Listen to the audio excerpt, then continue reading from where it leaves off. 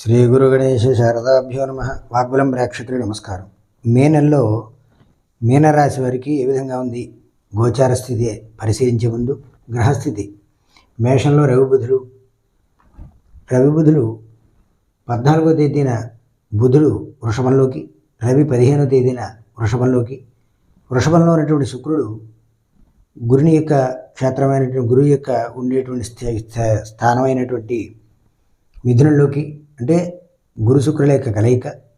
అలాగే సింహంలో కేతువు, కుంభంలో రాహు, మీనంలో శని కుజుడు 11వ తేదీన మేషంలోకి ప్రవేశించేటువంటి సందర్భం.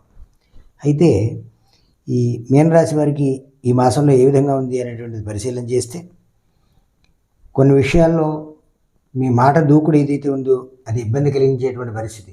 మీరు తెలియకుండానే తెలుసు అని గొప్పలు చెప్పేటువంటి పరిస్థితి ఏదైతే ఉందో ఆ గొప్పల వల్ల కొన్ని ఇబ్బందులు పడేటువంటి పరిస్థితి ఉంటుంది. నీ నెత్తి మీద ఏదో ఉందంటే నీ చేతు తీయమన్నట్టు సందంగా ఇబ్బంది పడేటువంటి పరిస్థితిగా మీకు పరిణమిస్తుంది. మీ మాట కొంత జాగ్రత్త అవసరం. ఈ మాసంలో యువకులతో కొన్ని విభేదాలు వచ్చేటువంటి అవకాశం కూడా కనబడుతుంది.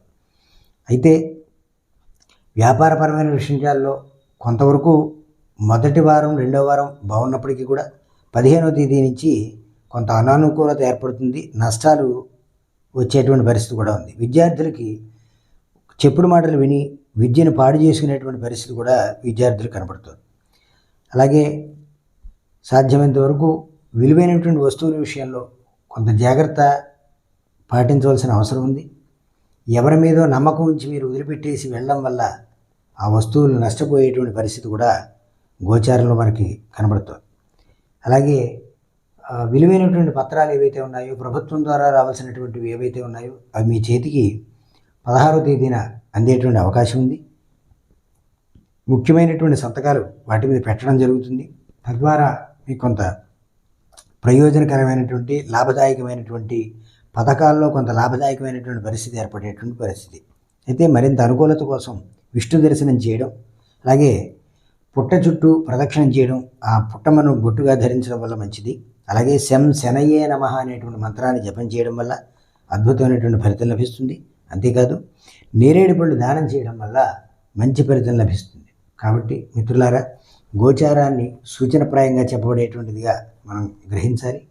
అలాగే లగ్న కుండల్ని ఆధారంగా తీసుకుని సమన్వయం చేసుకుంటూ గ్రహచారం యొక్క ఫలితాలని పొందవలసినటువంటి అవసరం ఉంది. మిత్రులారా, సబ్స్క్రైబ్ చేయండి, షేర్ చేయండి.